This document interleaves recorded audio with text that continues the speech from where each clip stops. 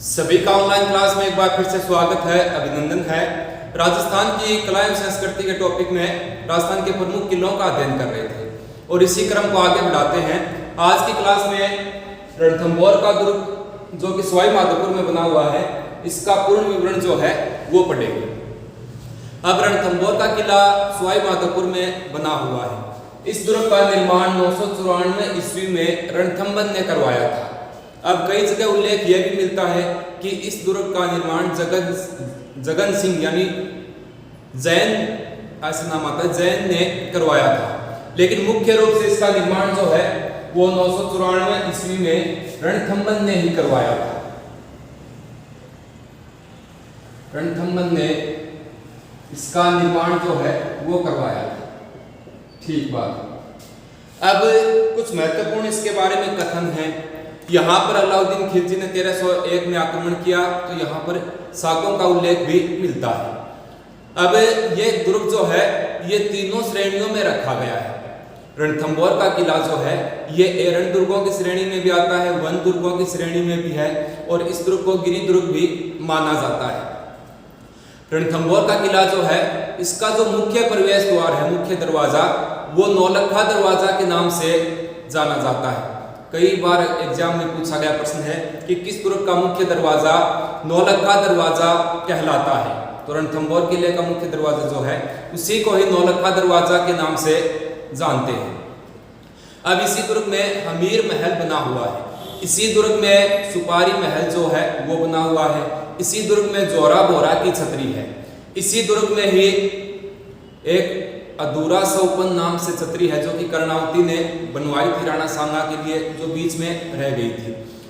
इसी दुर्ग में उल्लेख मिलता है कि यहाँ पर राजस्थान का पहला जलीय जौहर हुआ था, रंगा देवी के नेतृत्व में किया गया था। अब इसी दुर्ग में त्रिनेत्र गणेश जी का प्रसिद्ध मंदिर बना हुआ है, जहाँ पर गणेश चतुर्थी को विशाल मेला आयोजित होता है।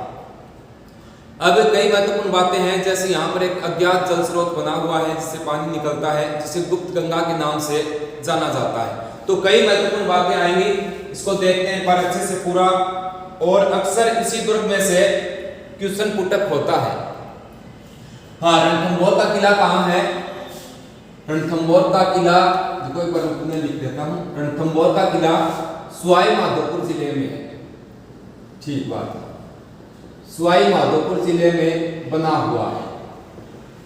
अगर इसके निर्माण की बात की जाए कि किसने ये दुर्ग बनवाया था, इसका निर्माणकर्ता कौन है, तो 994 ईस्वी में रणथंभन ने इस दुर्ग का निर्माण करवाया था। रणथंभन ने करवाया था 994 ईस्वी में। अब एकमात्र ऐसा किला है जो वन दुर्गों की श्रेणी में भी आता है, जिसके चारों तरफ घने वन हो। ये एरण दुर्गों की श्रेणी में भी आता है, एरण दुर्ग भी इसे मानते हैं, और इसी दुर्ग को गिरि दुर्गों की श्रेणी में भी रखा गया है। यानी कि एक बात तुमने देखो, ऐसा दुर्ग जिसके चारों तरफ घने वन हो या घने वनों से आच्छादित हो, वो वन दुर्गों की श्रेणी में आता है। ऐसा दुर्ग जहां तक पहुंचने से पहले पत्थर, खाई, कांटे इत्यादि बाधाओं को पार करके वहां तक पहुंचा जाए या पहुंचा जा सकता हो, तो उसे कहते हैं एरण दुर्ग। और जो दुर्ग पहाड़ियों के बीच बना हो या पहाड़ी किसी ऊंची पहाड़ी पर बना हो, वो गिरि दुर्गों की श्रेणी में आता है। इन तीनों स्थितियों को देखते हुए इस दुर्ग को दुर्गाधिराज दुर्ग नाम दिया गया है।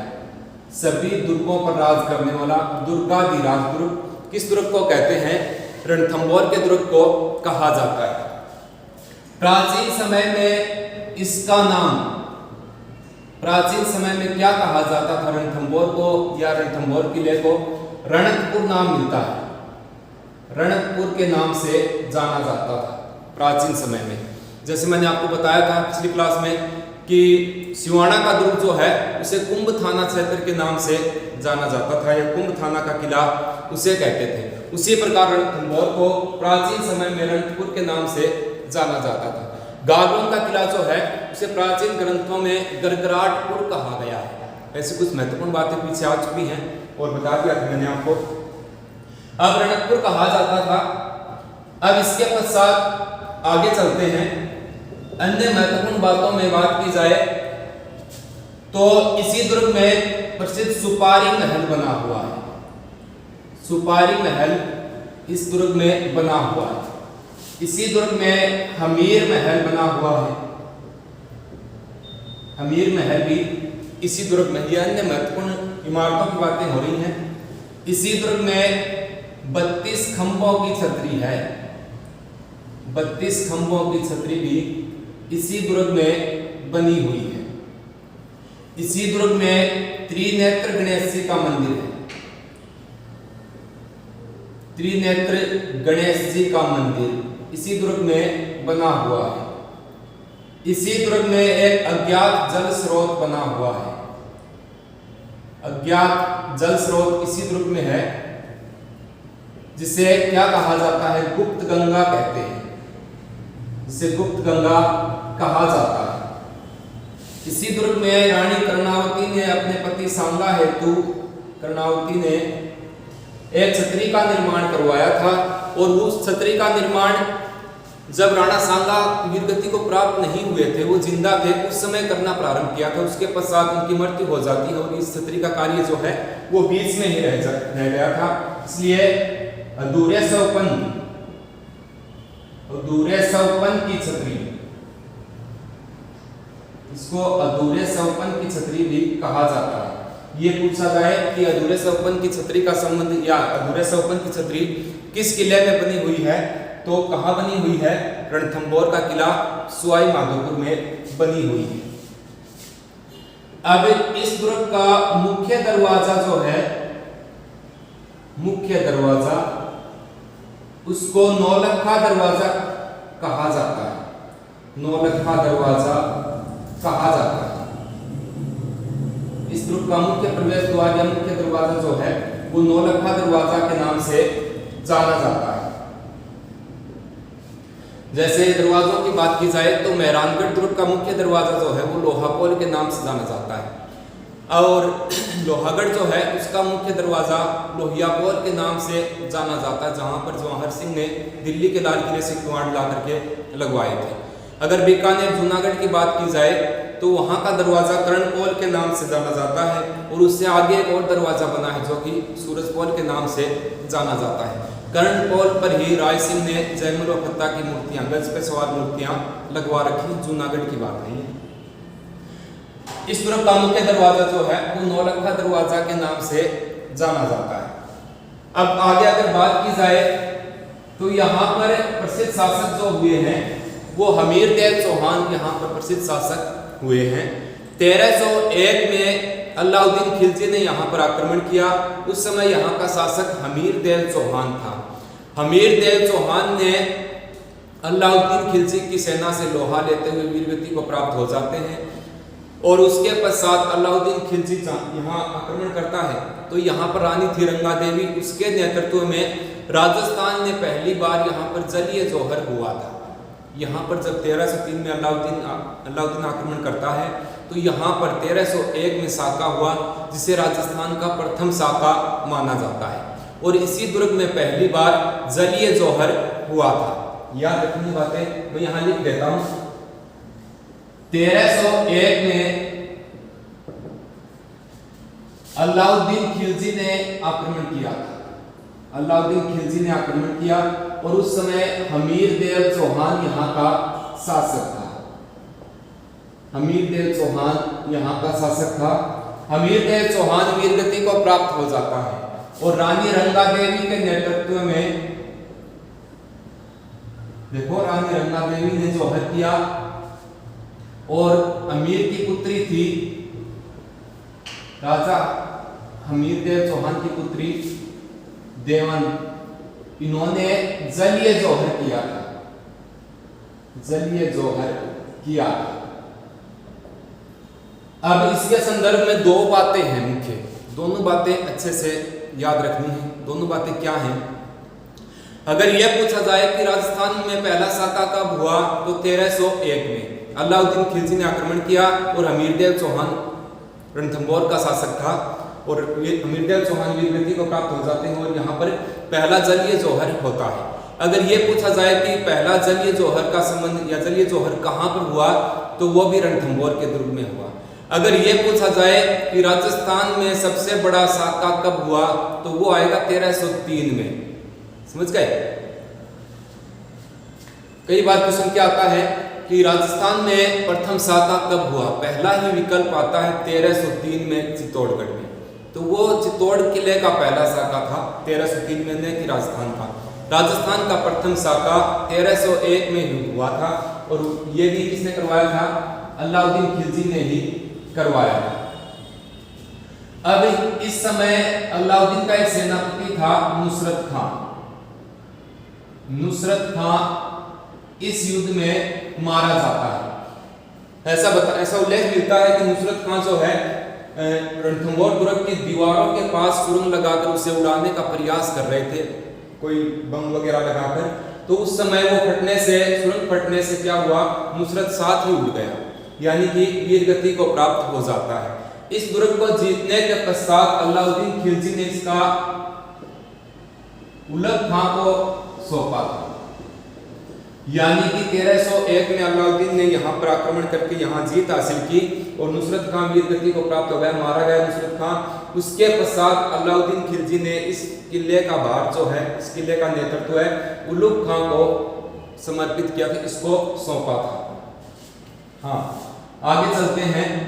अमीर देव जो है वो अपनी हट के लिए, अपनी जिद के लिए पूरे इतिहास में जाना जाता है, हमेशा से ही पढ़ते आए अमीर देव के बारे में। अब इनके बारे में एक दोहा प्रचलन में रहा है। कौन सा दोहा जी, वो बताओ। देखो, अमीर देव के बारे में कहा गया है,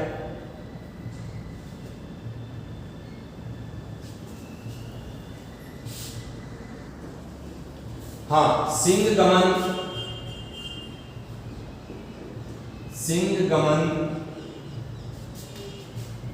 सत्पुरुष वचन, सिंह गमन सत्पुरुष वचन,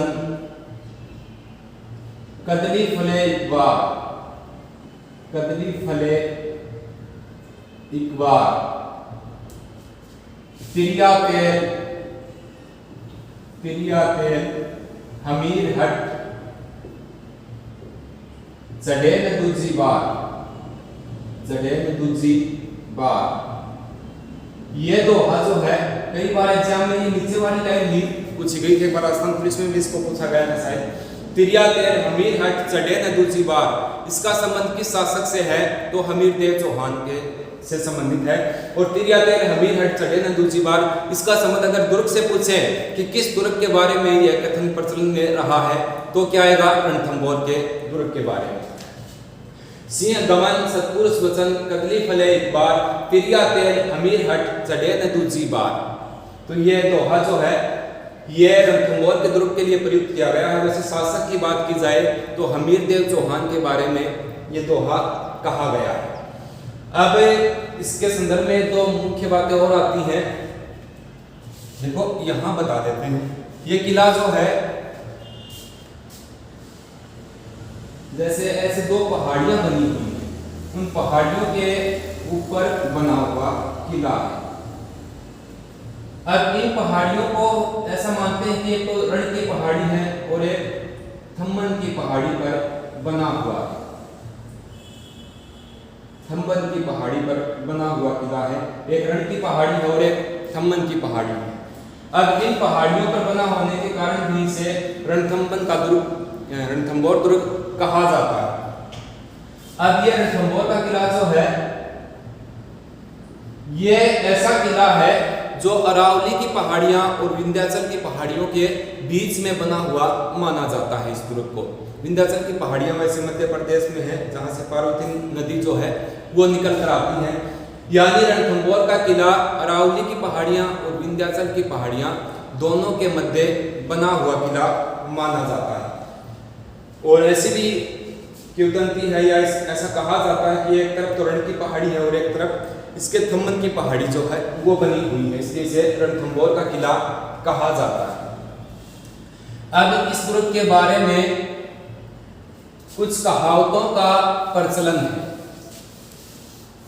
क्या क्या कहावतें हैं या जो अपने कहा गया है ना कि गढ़ तो चित्तौड़गढ़ बाकी सब गढ़ैया, किसने कहा था? कर्नल जेम्स टोड ने। पत्थर की टांगे आपको वहां तक ले जा सकती हैं, जैसलमेर के बारे में कहा था कर्नल जेम्स टोड ने। उसके पश्चात अपने कुंभलगढ़ दुर्ग के बारे में कहा था अबुल फजल ने कि इस दुर्ग की बुलंदी इतनी ऊंचाई पर है कि ऊपर की ओर देखने पर सर पे रखी पगड़ी जो है वो गिर जाती है। रुडयार्ड किपलिंग का एक कथन था मेहरानगढ़ दुर्ग के बारे में। उन्होंने कहा था कि यह मनुष्य के बस की बात नहीं है, यह परियों, फरिश्तों या देवताओं का काम है। तो ये बातें कुछ कथन हैं। उसी संदर्भ में यहाँ पर कुछ कथन मिलते हैं। इसके बारे में अबुल फजल ने कहा है, अबुल फजल ने इस दुर्ग के बारे में क्या कहा है? बाकी सब दुर्ग नंगे हैं, बाकी सब दुर्ग नंगे हैं, यह दुर्ग बख्तरबंद है, बख्तरबंद है। यह कथन किसका है? अबुल फजल ने रणथंभौर किले के बारे में कहा है कि बाकी सब दुर्ग नंगे हैं और रणथंभौर का किला जो है यह बख्तरबंद है। ऐसा कहने वाले अबुल फजल है। इसका मतलब क्या होगा जी, ये बताओ। देखो, बख्तरबंद वैसे अपने जनजातीय पढ़ते हैं, उनमें पहनने का यंत्र भी आता है जिसे बख्तरी बोला जाता है, ऊपर के हिस्से को ढकने के लिए काम में लिया जाता है। वैसे ही यह दुर्ग जो वन दुर्गों की श्रेणी में आता है, यानी कि चारों ओर वनों से आच्छादित है, ढका हुआ है। जैसे ही अपने वो बख्तर पहनते हैं ना, बख्तरी जिसको बोला जाता है, वो ढकने के काम आता है। वैसे ही चारों तरफ से वनों से घिरा हुआ होने के कारण इसे बख्तरबंद माना जाता है। यानी दूर से देखने पर किसी पहाड़ी से इस दुर्ग का सिर जो है, ऊपर का हिस्सा वो ही नजर आता है, चारों तरफ घने वनों से ढका हुआ है, इसलिए ये दुर्ग बख्तरबंद है और बाकी सब दुर्ग जो हैं वो नंगे हैं। ये कथन जो है किसके बारे में है? रणथंभौर दुर्ग के बारे में है और अबुल फजल ने ऐसा कहा है। एक बात होगी। दूसरी बात देखो, इस दुर्ग के बारे में जलालुद्दीन खिलजी ने कहा था, जलालुद्दीन खिलजी ने इस दुर्ग के बारे में कहा था। क्या कहा था? कि ऐसे 100 दुर्गों को, ऐसे 100 दुर्गों को भी मैं मुसलमान के एक बाल के बराबर भी नहीं समझता, मुसलमान के एक बाल के बराबर भी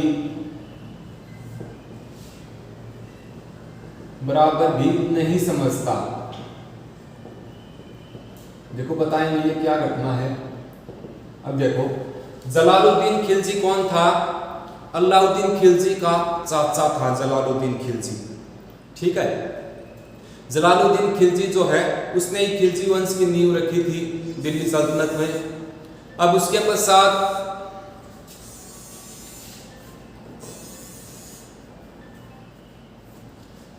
उसके पश्चात बात की जाए तो जलालुद्दीन खिलजी जो है वो 1301 से पहले सन 1300 में यहाँ पर आक्रमण करता है और यहाँ पर आक्रमण करने के पश्चात इस दुर्ग को काफी समय तक घेरे रखता है,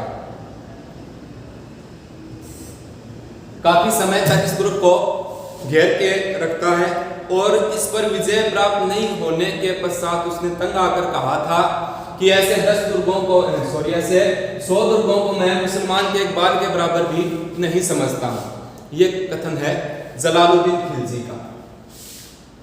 उसके पश्चात बात करते हैं, एक कथन और मिलता है, वो क्या है? अबुल फजल की बात हो गई, जलालुद्दीन खिलजी ने कह दिया। इसके बाद एक कथन और है,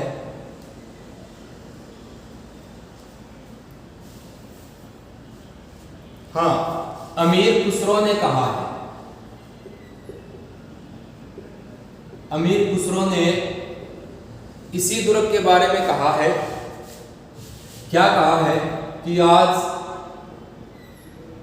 काफिरों का घर, काफिरों का घर इस्लाम का घर हो गया, इस्लाम का ये गढ़, सॉरी, काफिरों का गढ़ इस्लाम का घर हो गया। ये अमीर खुसरो ने कब कहा था? ये कहा था अमीर खुसरो ने 1301 में जब अलाउद्दीन खिलजी ने आक्रमण किया और अमीर देव चौहान जो है मारा जाता है, यानी कि अलाउद्दीन खिलजी का अधिकार हो जाने के पश्चात अमीर खुसरो ने कहा था कि आज इस काफिरों का गढ़ जो है वो इस्लाम का घर हो गया है। तो ये 3 महत्वपूर्ण कथन है जो कि रणथंभौर दुर्ग के बारे में कहे गए। एक बार पुनः देखो, अबुल फजल ने कहा है बाकी सब दुर्ग नंगे ही है, दुर्ग बख्तरबंद है। जलालुद्दीन खिलजी ने कहा है कि ऐसे 100 दुर्गों को मैं मुसलमान के इकबाल के बराबर भी नहीं समझता। अमीर खुसरो ने कहा है कि आज काफिरों का गढ़ इस्लाम का घर हो गया है। ये तीनों जो कथन है ये रणथंभौर दुर्ग के बारे में ही कहे गए हैं। एक बार पुनः देखते हैं। देखो, रणथंभौर का किला सवाई माधोपुर जिले में बना हुआ है। इसका निर्माण 994 ईस्वी में रणथंभन ने इसका निर्माण करवाया था। रणथंभौर का किला जो है इसका प्राचीन नाम रणथपुर मिलता है, रणथपुर से कहा जाता है। अब ये रणथंभन की पहाड़ियों पर बना हुआ इसलिए इसे रणथंभन कहते हैं, ऐसा भी उल्लेख मिलता है। और ये किला जो है ये अरावली व विंध्याचल की पहाड़ियों के मध्य बना हुआ है। रणथंभौर का किला जो है इसे एरन दुर्ग, वन दुर्ग और गिरिदुर्ग तीनों श्रेणियों में रखा गया है। तीनों श्रेणियों में होने के कारण इसे दुर्गाधिराज दुर्ग कहा जाता है। दुर्गाधिराज इसी को ही कहते हैं। दुर्गों का सिरोमार जो है वो चित्तौड़गढ़ को कहा जाता है। इसी दुर्ग में 32 खंभों की छतरी बनी हुई है। इसी दुर्ग में सुपारी महल बना हुआ है। इसी दुर्ग में हमीर महल जो है वो बना हुआ है। इसी में त्रिनेत्र गणेश जी का प्रसिद्ध मंदिर बना हुआ है। एक बात और याद रखना, मिलती जुलती बातें आती हैं तो उन्हें याद रखो। एक मैं बता देता हूँ, राजस्थान में ये पूछे कि गणेश जी का मंदिर कहाँ पर है, तो मोती डूंगरी जयपुर में है। हरंत गणेश जी का मंदिर कहाँ है, यानी कि सिंह पे सवार गणेश जी का मंदिर कहाँ है, तो बीकानेर में। नाचना गणेश जी का मंदिर कहाँ है, वो है सिरोही में। और त्रिनेत्र गणेश जी का मंदिर कहाँ है, ये बना हुआ है रणथंभौर दुर्ग में। इसी दुर्ग में एक अज्ञात जल स्रोत है, यानी अपने आप पानी निकलता है, झरना बना हुआ है जिसे गुप्त गंगा नाम दिया गया है। इसी दुर्ग में कर्णावती ने अपने पति सांगा हेतु एक छतरी का निर्माण कार्य प्रारंभ किया था और वो निर्माण कार्य बीच में रह गया। उस छतरी को अधूरे सौपन की छतरी कहा जाता है। इस दुर्ग का मुख्य दरवाजा जो है वो नौलखा दरवाजा के नाम से जाना जाता है। अब ये दुर्ग जो है अपनी वीर गाथाओं के लिए प्रसिद्ध रहा है। साका यहाँ पर हुआ। 1301 में अलाउद्दीन खिलजी ने आक्रमण किया। उस समय अमीर देव चौहान यहाँ का शासक हुआ करता था। अमीर देव चौहान वीरगति को प्राप्त हो जाते हैं और उनकी पत्नी रंगा देवी और उनकी पत्नी देवन ने जरिए जोहर कर लिया। अब ये जो है अमीर देव जो है, ये देख लो, हाँ, इस समय अलाउद्दीन का सेनापति नुसरत खान जो है वो मारा गया और अलाउद्दीन खिलजी ने इस समय रणथंभौर का जो कार्यभार था वो उलग खां को सौंपा था। हमीर देव के बारे में एक दोहा प्रचलन में रहा है कि सिंह गमन सतपुरुष वचन कदली फले एक बार, तिरिया तेल हमीर हट चढ़े न दूसरी बार। ये दोहा हमीर देव चौहान के लिए प्रयुक्त किया गया है और रणथंभौर किले के बारे में भी प्रयुक्त होता है। तो यह थी कुछ महत्वपूर्ण बातें रणथंभौर दुर्ग के बारे में। अब जल्दी करवाएंगे, कल या परसों 2 दिन की क्लास में दुर्गों का टॉपिक कंप्लीट करा के किसी नेक्स्ट टाइप जो है नेक्स्ट अगले चैप्टर को करवाने का प्रयास करेंगे।